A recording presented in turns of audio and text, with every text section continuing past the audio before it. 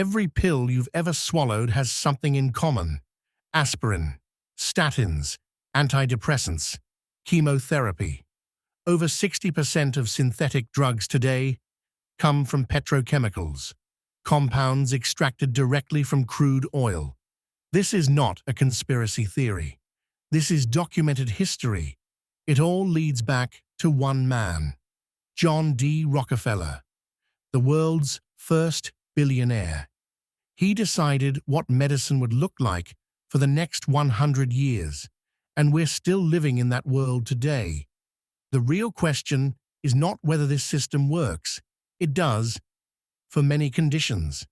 The question is, what was lost along the way? To understand John Rockefeller, you need to understand his father. William Avery Rockefeller was a con man. He traveled from town to town across rural America in the 1800s. He sold bottled crude oil as a miracle cure for cancer. He called himself Dr. Rockefeller, without any medical degree. Desperate people paid him everything they had, and he took it, every time, without guilt. The son watched all of this. He didn't judge his father. He studied him. John was born in 1839 in Richford, New York. The family was poor. The home was unstable. His father was absent for months at a time, selling his fake cures across the country. His mother, Eliza, was deeply religious, strict, disciplined. From her, John learned order and patience. From his father, he learned something else entirely. He learned that people will pay for hope, even when hope comes in a bottle, even when that bottle is filled with lies. John was quiet as a child, observant. He never wasted anything. At age 12, he kept a personal ledger, tracking every penny he earned and spent. Not because he was told to, because he understood, even then, that money was power. At 16, John Rockefeller got his first real job, assistant bookkeeper at a small trading company in Cleveland, Ohio. He worked longer hours than anyone else. He asked questions nobody else asked. He learned how money moved, from producer to buyer to profit, and he saved every single week without exception. By 19, he had enough to start his own trading business. By 23, he owned his first oil refinery. The timing was perfect. The American Civil War had just ended. Industry was exploding.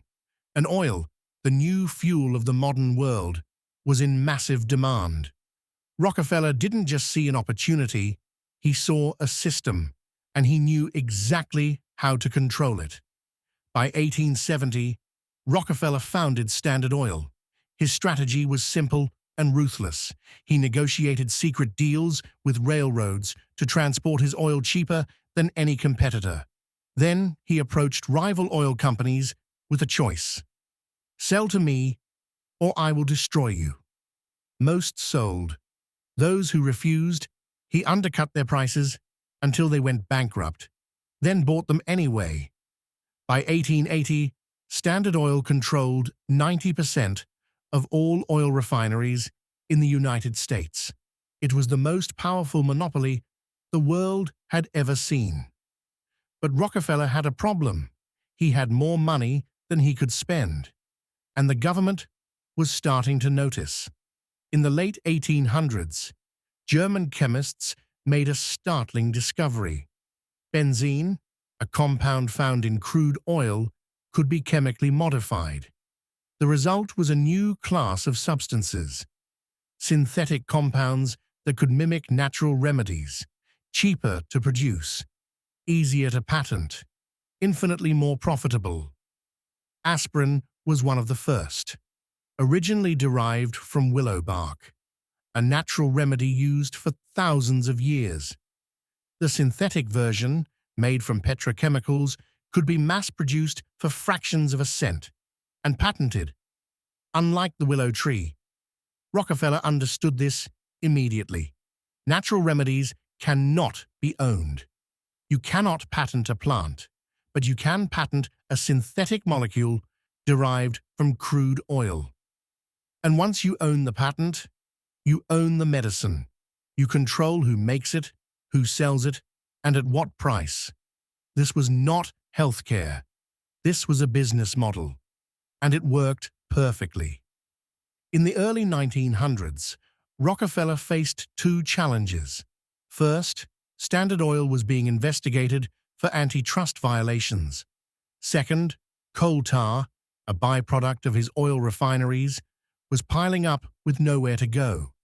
Then German scientists made a discovery. Coal tar derivatives could be used to create synthetic chemicals, and some of those chemicals had medicinal properties. Rockefeller saw the opportunity immediately. If he could turn his waste product into medicine, he could create an entirely new industry, one where he controlled the raw material. In 1910, Rockefeller and fellow industrialist Andrew Carnegie financed a study. It was written by Abraham Flexner, an educator, not a doctor. The Flexner Report evaluated medical schools across America. Its conclusion was clear. Only schools teaching pharmaceutical, chemical-based medicine were considered legitimate. Homeopathy, herbal medicine, natural treatments, osteopathy, all classified as unscientific, all defunded. Over half of all medical schools in America shut down within years. The ones that survived received Rockefeller funding and taught Rockefeller medicine, medicine based on synthetic petrochemical compounds. This is documented historical fact. Available in public archives, John D. Rockefeller lived to 97 years old. He didn't rely on the synthetic medicine he sold to the world. His personal physician used homeopathic treatments. He ate simply, exercised daily, avoided stress. He died in 1937, the richest man in modern history. The system he built still runs today. Global pharmaceutical companies generate over $1.4 trillion every year. The majority of their products are derived from petrochemical compounds. Natural medicine exists, but it is not taught in mainstream medical schools, not because it doesn't work, but because it cannot be patented. And what cannot be patented cannot be profitable. This is not about blaming one man. Rockefeller was a product of his time. Brilliant, ruthless, and strategic. But the system he built was designed for profit, not for healing. The question worth asking is not who did this. The question is, now that you know, what will you do differently? Your body, your choices, your plan B. If this video made you think, share it with someone who needs to hear it. And subscribe to Plan B Vital.